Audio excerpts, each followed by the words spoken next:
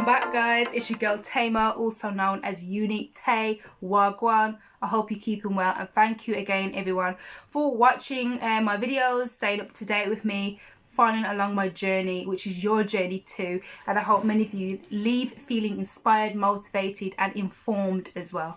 So today's quick chit chat video is going to be about injuries. Yes, we need to have this talk. Injuries, okay? Injuries in dance or whatever profession that you are in watching right now, whether you're into sports, fitness and exercise. It's not just about the injury, it's the condition, because I have a condition, and how it impacts the mind, body and soul. Yo, not enough people really talk about this. It's like, oh, I had an injury, I'm out of dance, my doctor said I can't dance anymore. Like, it doesn't just end there, you know. For me, and I hope you watch to the end, it was a very dreadful experience for me. I have come a long way. I feel so much more reassured and confident in what I've learned along my journey since I became, well, diagnosed with this condition. And not a lot of people know this. I know at least a good 80 to 90 people watching right now will be a bit like, whoa, I didn't know this about Tamar. I'm pouring my heart out, literally. It's very daunting to do this online, first of all. It's not easy. My mum actually told me to do a video on this, the content around injuries and how I coped and managed and how I felt. So here it goes. Yeah, so first things first, so in my ankle bones, I had a major ankle surgery. Every time I tell people, people cringe, like, oh, ankle surgery, bone, what? Literally, yes. In 2016, and it was a very, very, very tough year, and even the years before that. So from the age of like 18, 19, I began to feel discomfort in my ankle region from the knee down, and I kind of ignored it because I felt it was just me either not training enough, my technique wasn't strong enough in that area. So I continued to work twice as hard on top of it, not knowing that that actually made it worse. Yeah, that. And I really do feel like a lot of us, especially in dance, at a young age as well, quite ignorant about injury prevention. I'm still learning as I speak. I think there's many people are not 100% informed, not aware of how to really take care of their body. And taking care of your body includes your mind too. Self-care and listening to yourself when something's too much and it feels too much physically, especially if you're in training and performing in the studio, wherever you are, you know, listen to your body and stop. Okay, give yourself a break. We all deserve a break. We're allowed to give yourself the permission, really, to monitor yourself, build yourself back up, become stronger, and really commit and be invested in strengthening conditioning. I just have to say that's my top tip for this video, and it's something I wish someone told me in the beginning, really. So yeah, I mean, going even earlier, the stages where I found out about the discomfort in my injury, which was at the start of my university days. Before that, in college anyway, I was doing leaps from the side, and you know, I rarely do not just leaps but any kind of trick now, like a flip or anything like that anymore. I still feel like it's in the back of my mind, quite worried and a little bit scared of doing it now since that fall. So when I fell, you know, it was really a bit like, you know, get up, feet up, ice there, and that was it. It was never documented, by the way. I'm not going to say which institution this was. During my early years, yes, I was in a lot of pain. I was quite ignorant myself.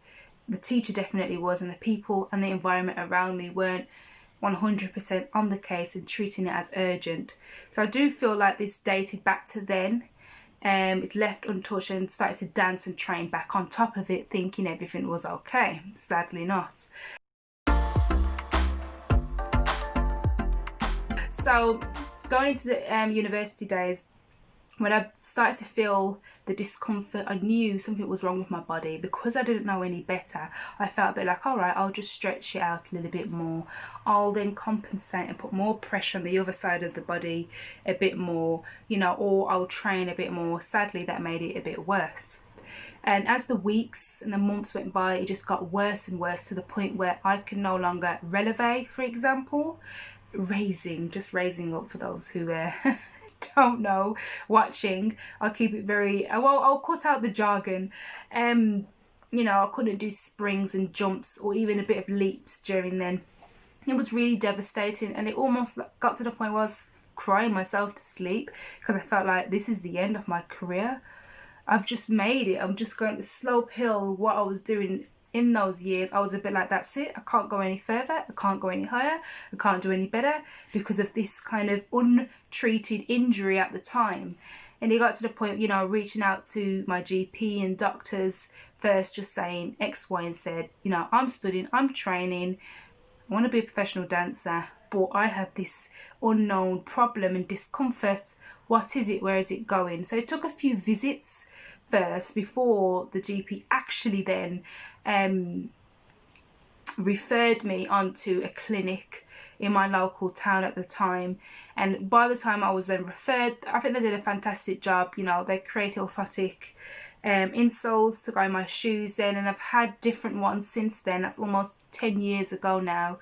Having those personally designed insoles that go a long way. You know, they said to me, like, my heel, you know, it's all flattened, because I had flat feet too, didn't help. And then they gave me different physio exercises to do, and that's as far as it went, and a few different equipments and stuff to use. And they also said do Pilates. Pilates help, and I did train and study in that as well. So that's the early days, but hey, that did not help. Again, the months, not weeks, now passing by, and it's getting worse, and I found myself being in extreme physical pain and discomfort when it comes to more intense training and performances. And you know, I always say to people, especially women, follow your intuition. You know something's not right. You have to act on it straight away, especially when it's a physical matter as well to your own body. And that's why I'm such a strong believer in self-care. And I hope many of you watch, you can relate, whether you personally can relate or understand somebody else's experiences who you know of. And I think it's very important to speak up and talk about it and connect with others too, for that kind of reassurance and confidence too, in understanding how other people cope and move forward, and the signposted, who did you talk to, where did you go as well. So yeah, like shortly after that, I then kind of went back to the doctors, spoke more about it, and this is where I kind of discovered you know, the National Institute of Dance and Science. Hey, I love you guys, fantastic job. And then I learnt more about the dance specific clinics across the UK. There's not many, but in my area the closest one was Birmingham. And then I went to my doctor, says, take me there, please, refer me here, these are fantastic. No one else will ever understand my injury, my condition because of that. So after that, I finally got referred to the hospital in Birmingham. Which one is it called now? Queen Elizabeth, that's it, the QE. And I was there for quite a long time, a good few months. I was getting physio exercises, I was getting quite a lot of treatment. And by this time, I was getting steroid injections in my ankle bones. That's how serious it was, guys. And I was just following along with it. I was really suppressing my feelings at the time. I was really kind of ignoring how this could have impacted me on a deeper level over the years to come, because I was just there in the moment at the time. And there's nothing wrong with being quite present and dealing with matters there and then. But yeah, steroid injections didn't help, and every time I'd get one of those, it meant that I couldn't be actually physically moving for like a few days after that. And that caused a big problem, because at the time I was training for, you know, really top touring youth companies and really great opportunities as well in the UK, and especially in the region that I was in. So I missed out on quite a bit. A couple of the performances I missed out on really involved traveling like around the northern regions and the Midland region for festivals. I also missed out on like this huge hip hop festival that was happening around in Birmingham at the time, that I trained for and auditioned for. So I missed out on all of that. And at that point, that's when it really hit me hard. That's really got the point where I was saying to myself, I need to think of a plan B. This cannot be the only path route for me. What if I cannot make it as a performer.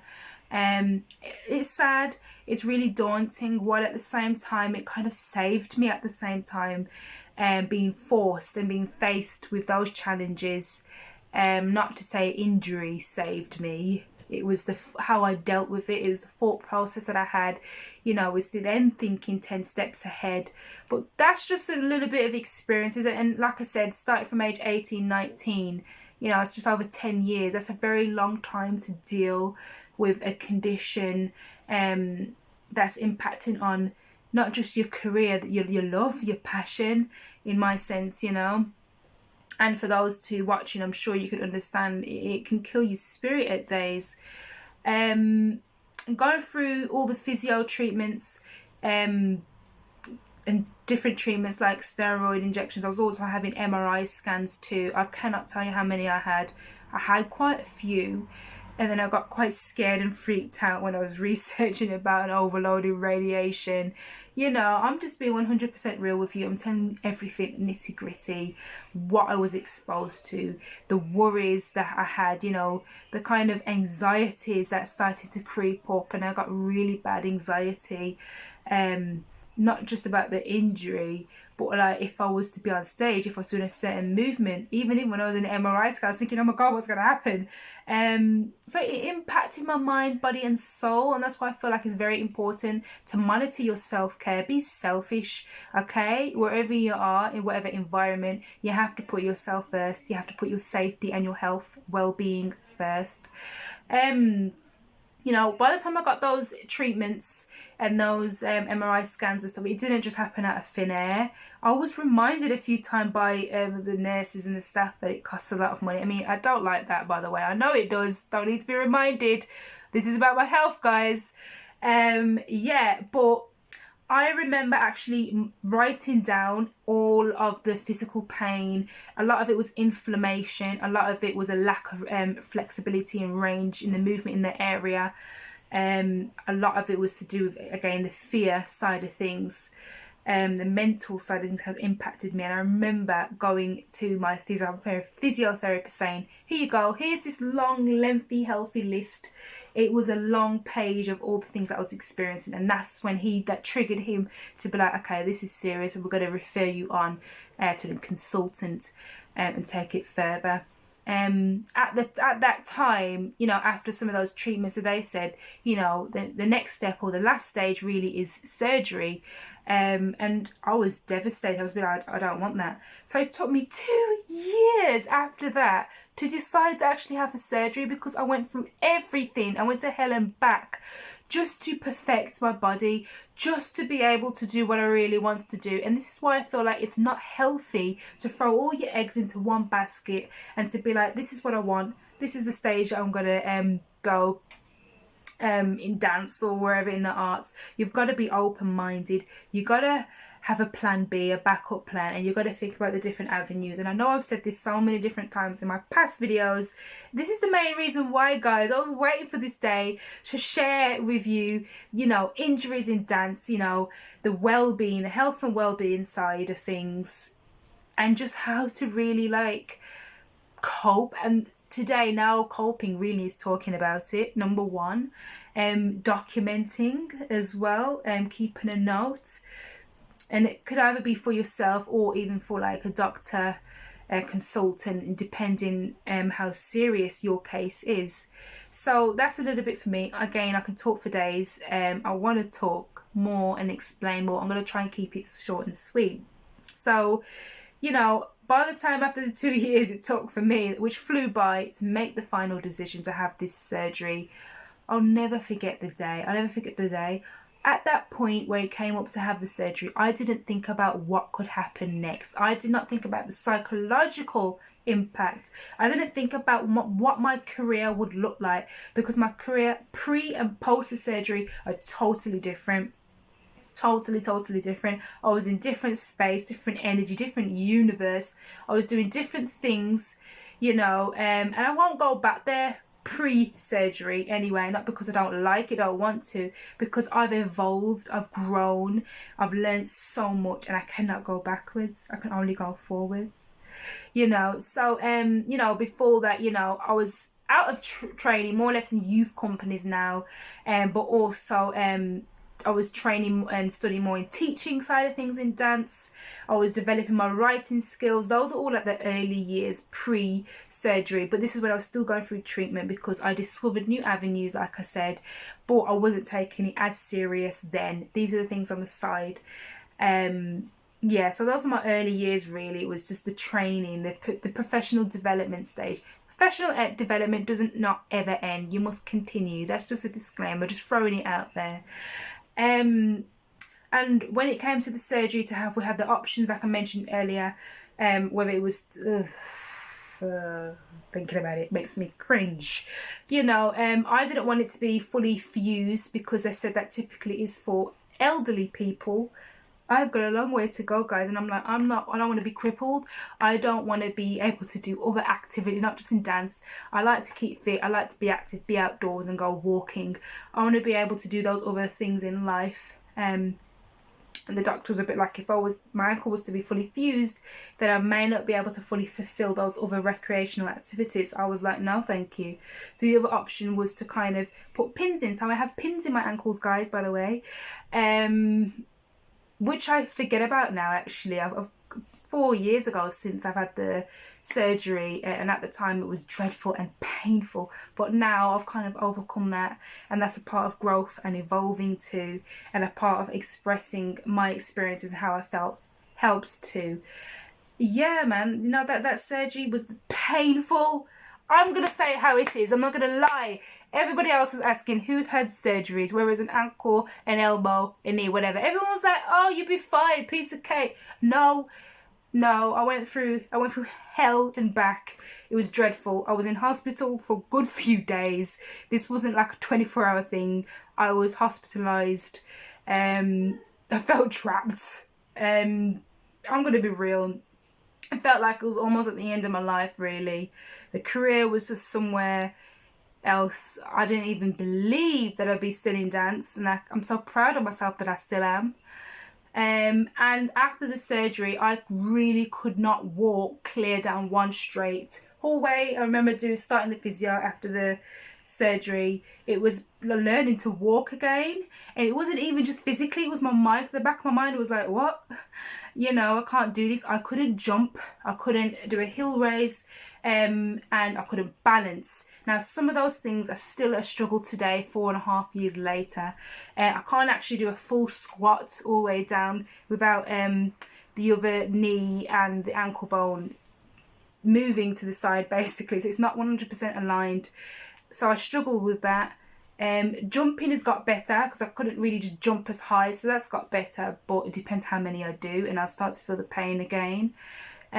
What else? Yeah, I mean, walking is fine. I love walking, but again, if it's for long periods of hours, I get discomfort again, sadly. So even though I've had the success of the surgery to correct those problems, you know, it didn't exactly save everything that I could have done before. I hope that makes sense. I've been talking for so long. But yeah, those are some of the challenges that I faced during the periods after the surgery. What I did not expect, now this has got nothing to do with dance now, this is now to do with work. I didn't expect that, you know, I'd be out of work for just over a year. And then everyone knows with sick pay don't last for no full year. So financially, I suffered. And then I suffered with the confidence of getting back into work. I was so sceptical.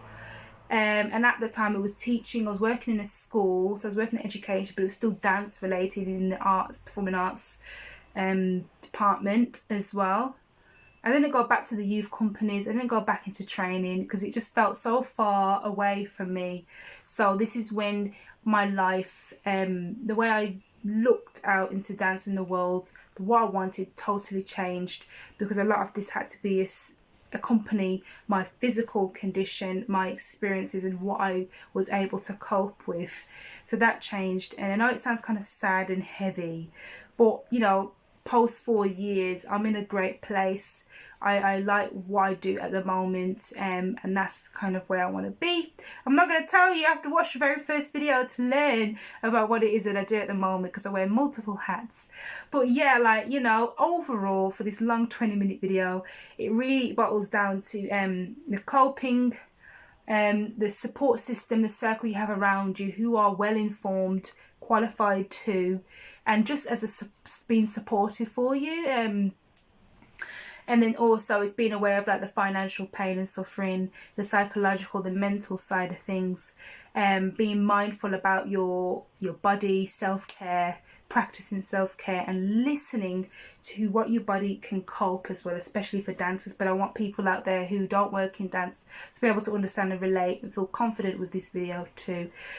So yeah, today's a long one. It's a quick chit chat, isn't it? And again, I just speak from the heart. I've really just got to be 100% real with you guys and with myself too. We've talked about hot topics in dance, yes, and art and culture, of course. So hopefully you enjoyed this video today. Give me a shout, say wagwan, and don't be afraid to share your experiences as well, or what you've learned from today, feeling motivated and inspired. Don't forget to follow me, follow my journey and subscribe. I'll see you on the other side. Bye.